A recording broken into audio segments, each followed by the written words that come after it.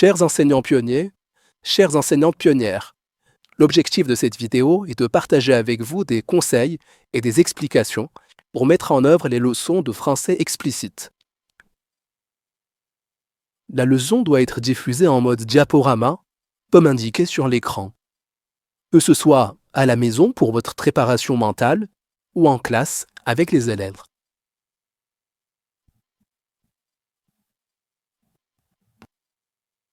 Voici quelques conventions pour l'usage des supports.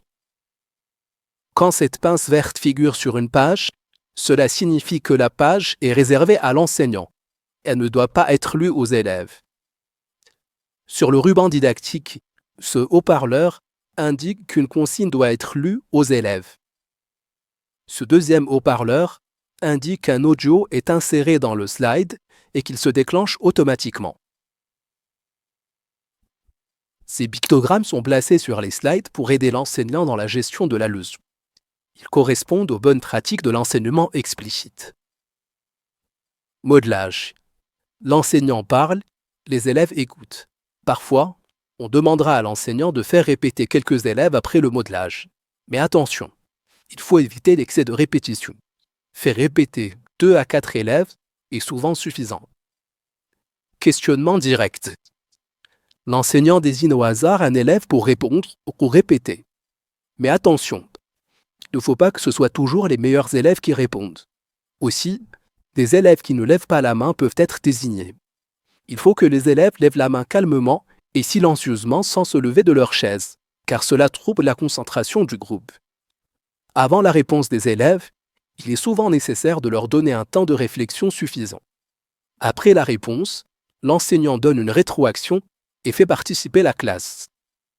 Répétition chorale. Les élèves répètent en chœur après le modelage de l'enseignant.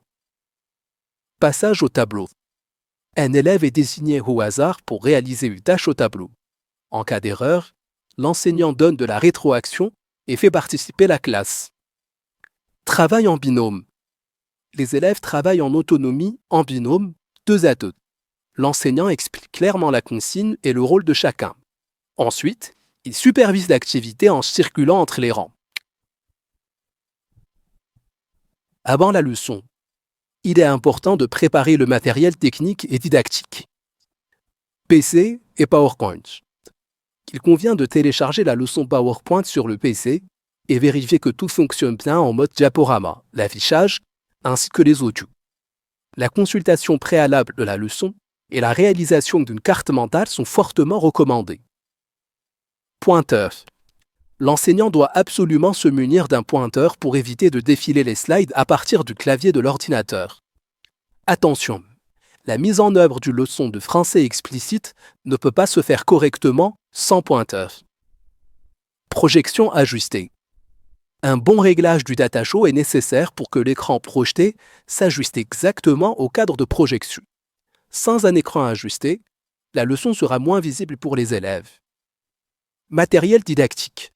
Dans le cadre de cette leçon de première année, les élèves pourront utiliser leur livret s'il est disponible dans l'école.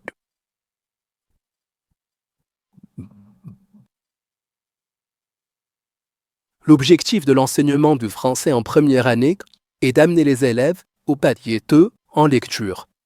Ces paliers sont définis de la même manière dans TARL et dans l'enseignement explicite. Concernant l'oral et l'écrit, l'objectif de la première année est de tendre vers le niveau A1.1 tel que défini dans le cadre de référence européen et plus spécifiquement dans le test DELFTRIM.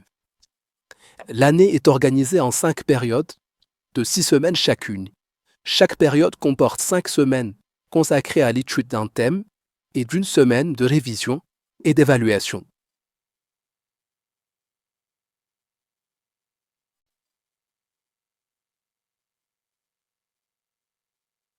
À la fin de la première période, il est attendu que les élèves maîtrisent ses compétences et ses habiletés.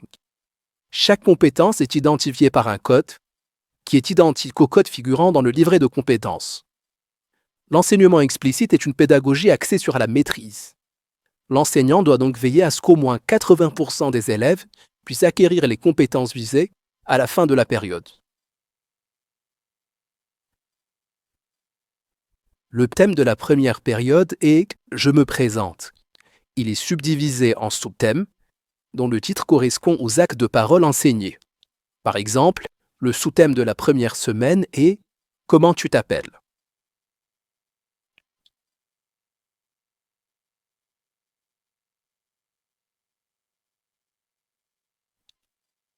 Toutes les semaines de français sont organisées de la même manière. Chaque semaine comporte 5 séances, plus une 6e séance dédiée à la révision. La première séance introduit le vocabulaire et le dialogue de la semaine. Ensuite, les séances suivantes comportent une activité liée aux actes de parole et une activité soit de lecture, soit d'écriture. En première année, un nouveau graphème est introduit chaque semaine en lecture et en écriture. La première période est par exemple dédiée aux voyelles. Les consonnes et la combinatoire commencent à partir de la deuxième période. Le livret de l'élève contient l'essentiel des contenus d'enseignement. Chaque semaine correspond à 3 pages. Le livret est un support pour les activités autonomes des élèves à réaliser en classe ou à la maison. Le moment où il faut utiliser le livret est indiqué dans la leçon PowerPoint. Le slide est une page intercalaire. Il ne faut pas dire son contenu aux élèves. En classe, l'enseignant passe rapidement au slide suivant.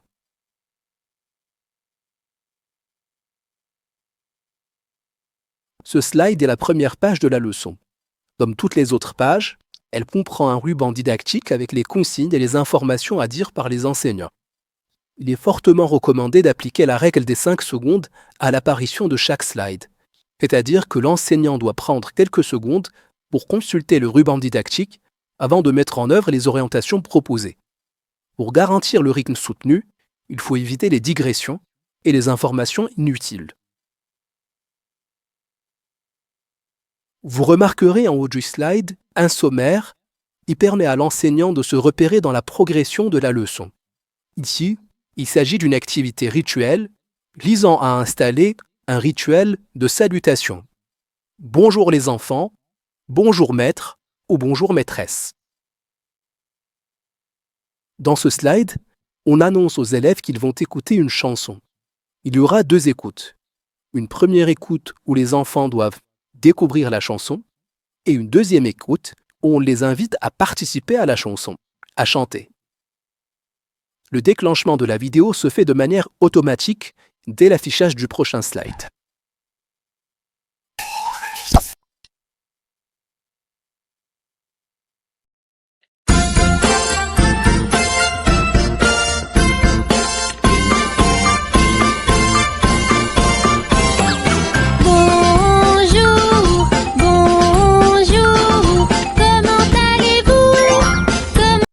La présentation des mots du vocabulaire se fait toujours de la même manière.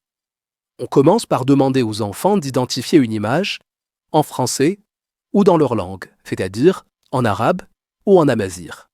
Aussi, il est indispensable que l'enseignant explique les consignes aux élèves dans la langue qu'ils comprennent. L'enseignant doit aussi vérifier la compréhension en leur demandant de reformuler la consigne dans leur langue. Cette explication des consignes est particulièrement importante en début d'enseignement. Après quelques semaines, quand la compréhension est acquise, l'enseignant pourra se limiter à l'utilisation du français.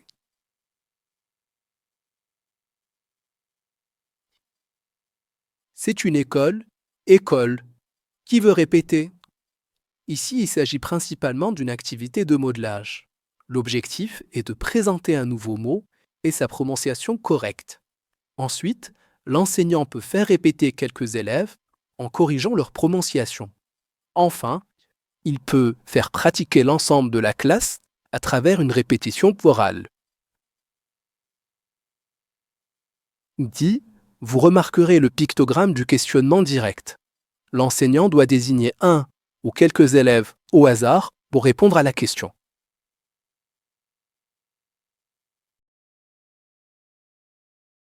Le garçon est à l'école. Après la présentation de 2 mots de vocabulaire, les mots sont contextualisés dans une phrase. Ici, on réexploite les mots garçon et école qui ont été présentés précédemment. Un audio se déclenche automatiquement à l'affichage du slide. Après, l'enseignant peut relire la phrase et faire répéter les élèves. C'est qui? Dites le mot en français ou dans votre langue. C'est une fille. Fille. Qui veut répéter? Est-ce que c'est? Dites le mot en français ou dans votre langue. C'est une banane. Banane. Qui veut répéter? La fille a une banane. La fille a une banane. La fille a une banane. Qui veut répéter? Qu'est-ce que c'est? Dites le mot en français ou dans votre langue. Ici, il est important de laisser un temps de réflexion aux élèves avant de donner la réponse. Une ardoise. Ardoise. Qui veut répéter? Est-ce que c'est? Dites le mot en français ou dans votre langue. Un cartable. Cartable. Qui veut répéter? L'ardoise est dans le cartable. L'ardoise est dans le cartable. Qui veut répéter? L'enseignant veillera également à montrer l'objet sur l'écran. Est-ce que c'est? Dites le mot en français ou dans votre langue. C'est un ananas. Ananas. Qui veut répéter? Qu'est-ce que c'est? Dites le mot en français ou dans votre langue. C'est un avion. Avion. Qui veut répéter? L'objectif ici est de récapituler les mots présentés. L'enseignant montre l'image au tableau, la nomme et demande aux élèves de répéter en chorale. Répétons les mots ensemble. Répétez après moi. Avion. École. Garçon. Fille. Banane. Ardoise. Cartable. Ananas.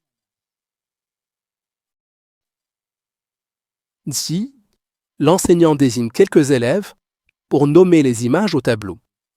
Il peut soit demander aux élèves de nommer les images de manière linéaire ou bien de désigner une image dans le désordre afin d'éviter un effet mimétique. Qui veut passer au tableau pour nommer ces images?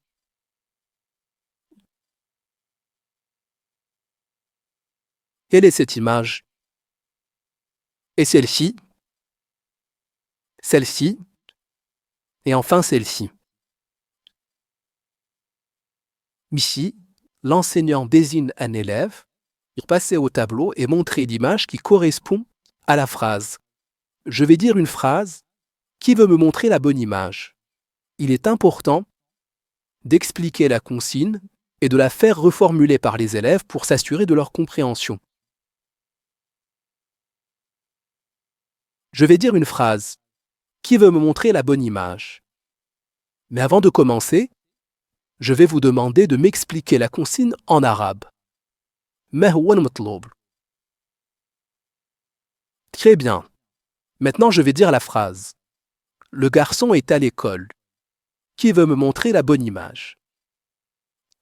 Si la réponse de l'élève est fausse, l'enseignant doit donner une rétroaction en faisant verbaliser l'élève.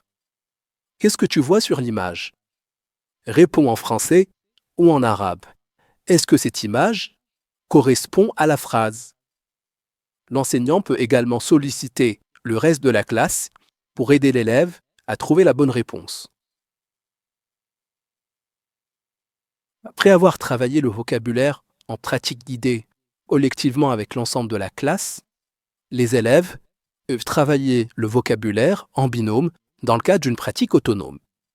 Cette activité est réservée aux écoles qui disposent du manuel de première année de français. Avant de commencer la pratique en binôme, l'enseignant doit réaliser un modelage, montrer à l'ensemble de la classe comment il faut faire et quel doit être le rôle de chaque élève. Ce modelage peut être fait devant la classe, entre l'enseignant et un autre élève. D'abord, le premier élève montre l'image. Je montre l'image. Le deuxième élève dit le mot. Je dis le mot. Enfin, les élèves échangent les rôles. Le premier élève met le doigt sur l'image. Le deuxième élève nomme l'image. Ensuite, le deuxième élève montre une image. C'est au tour du premier élève de nommer l'image. Ainsi de suite. Pendant l'activité, l'enseignant circule entre les rangs et donne de la rétroaction si nécessaire.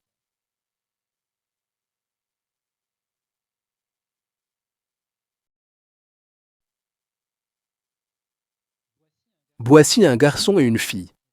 On va écouter leur dialogue. Soyez attentifs. Bonjour. Salut. Je m'appelle Nada. Et toi, comment tu t'appelles? Moi, je m'appelle Amine. Au revoir. À bientôt.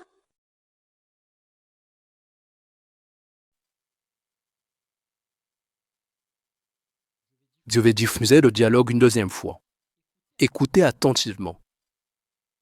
Bonjour. Salut. Je m'appelle Nada. Et toi, comment tu t'appelles? Moi, je m'appelle Amine.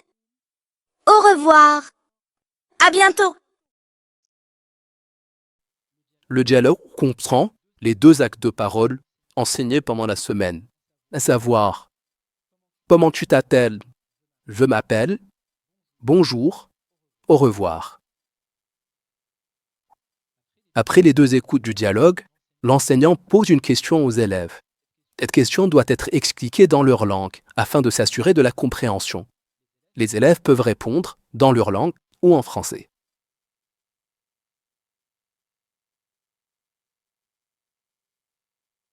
La séance d'aujourd'hui est terminée. À demain.